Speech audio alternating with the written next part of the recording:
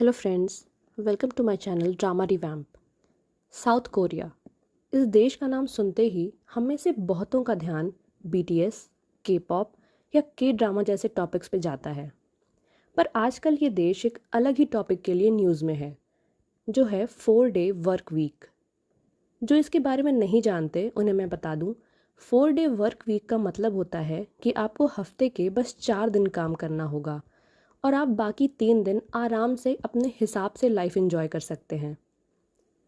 इसलिए बाकी उन सारी कंट्रीज़ के लोग जिनके यहाँ या तो 5 डेज या 6 day a week work culture है, वो सभी किसी न किसी तरह से अपने यहाँ के वर्क कल्चर को सबसे ज़्यादा टॉक्सिक साबित करने में लगे हुए हैं, क्योंकि वो रियलिटी से बहुत दूर हैं और सिर्फ वही देख रहे हैं जो उन्हें दिखाया जा रहा है। ऐसा बोलने और सोचने वालों में से मैक्सिमम वो लोग हैं जिन्होंने साउथ कोरिया को या तो सिर्फ के ड्रामास की नज़र से देखा है या उन्हें खुद कभी वहाँ एज एन एम्प्लॉय काम करने का मौका ही नहीं मिला। तो साउथ कोरिया को दूर से देखने के बाद सबके बकेट लिस्ट में सोल और जेजू आइलैंड जाना तो ऐड हो ही गया है, पर साथ ही ये सोच भी आ गई है कि हम के ड्रामाज में जैसा देखते हैं असल में भी साउथ कोरिया में सब कुछ वैसा ही है, और यही हम सबकी सबसे बड़ी गलतफहमी है। असल में साउथ कोरिया का वर्क कल्चर इतना टॉक्सिक था कि वहाँ की वर्किंग पॉपुलेशन का suicide rate 9.47 out of 1 lakh है, दुनिया में सबसे ज़्यादा। पर अक्सर टॉक्सिक वर्क कल्चर के नाम पर हम यही सोचते हैं कि बस लोगों को वर्किंग आवर्स से ज़्यादा काम करना पड़ जाता होगा, और क्या। हम ऐसा इसलिए सोच पा रहे हैं क्योंकि अभी हमें वो सिचुएशंस नहीं फेस करनी पड़ी जो कि साउथ कोरियन वर्कर्स कई सालों से फेस कर रहे थे। वहाँ के वर्कर्स ज़्यादा देर काम करने के साथ और कई प्रॉब्लम्स से लड़ रहे थे, जिसमें कि पहला है गब्जिल। गब्जिल एक टर्म है जो कि वर्क प्लेस अब्यूज़ के लिए साउथ कोरिया में यूज़ किया जाता है। साउथ कोरिया में ये प्रथा ही चली आ रही थी जिसमें एम्प्लॉयज़ को हर रात अपना काम खत्म करने के बाद चाहते या ना चाहते हुए भी अपने बॉस के साथ ड्रिंक करने जाना पड़ता था। इतना ही नहीं, जूनियर अपने सीनियर के सामने कैसे सिर झुकाता है, बात करने में सर, मैम, बॉस, रिस्पेक्टेड ये सब यूज़ कर रहा है या नहीं, इवन वो किस एंगल पे ड्रिंक कर रहा है, ये सब तक मॉनिटर किया जाता था।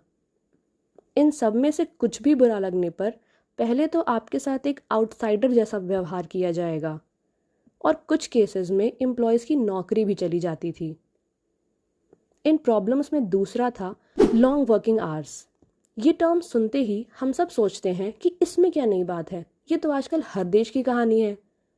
पर अगर साउथ कोरिया की कहानी भी सेम होती तो इस टॉपिक को मैंने इंक्लूड ही नहीं किया होता ना। इस टॉपिक को समझने के लिए पहले मैं आप सबको ये बता दूं कि ईयर 1997 में कोरिया में कई रीज़न से बहुत बड़ी फाइनेंशियल क्राइसिस आई थी, जिसमें कई जॉब्स गईं, कईयों के बिजनेसेस, घर सब बर्बाद हो गए। ये घटना वहाँ के लोगों के मन में घर कर गई और एम्प्लॉयज़ खुद से ही अपने वर्किंग आवर्स से ज़्यादा काम करने लगे ताकि उनकी वजह से कंपनी को कोई नुकसान ना हो और उन्हें फिर से 1997 जैसा साल ना देखना पड़े।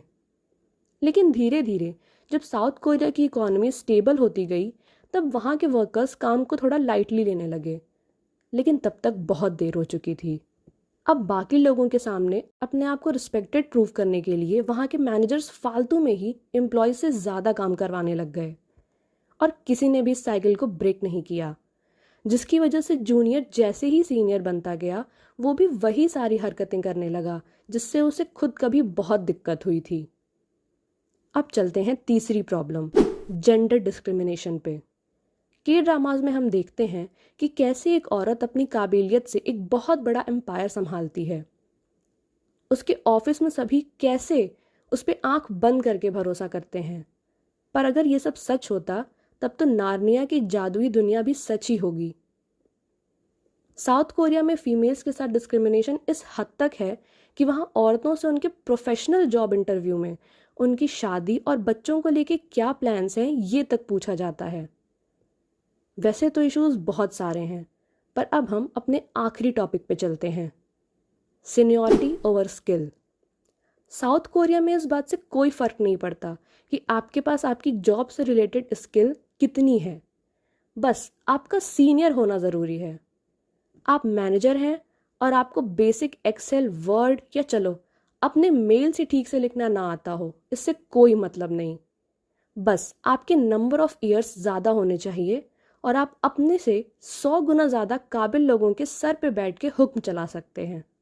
ऐसी ही और कई प्रॉब्लम्स को देख के साउथ कोरिया की लोकल गवर्नमेंट ने वहाँ 4 डेज वर्क वीक का एक्सपेरिमेंट शुरू किया है, जिसमें एम्प्लॉयज़ को 4 डे वर्क वीक या लेस वर्किंग आवर्स में से किसी एक को चुनना होगा।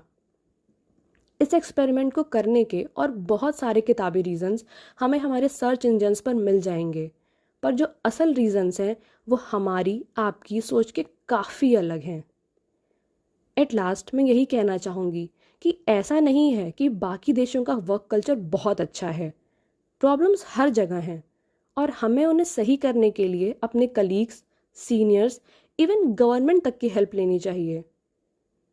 एम्प्लॉय एक्सप्लॉयटेशन कोई नई बात नहीं है और एम्प्लॉयज से काम करने की अनरियल एक्सपेक्टेशंस रखना भी कोई नई बात नहीं है। पर वो कहा जाता है ना कि सामने वाले की थाली हमेशा ज़्यादा भरी लगती है, इसीलिए हमें दूसरों के सामने अपनी प्रॉब्लम्स ही बड़ी लगती हैं।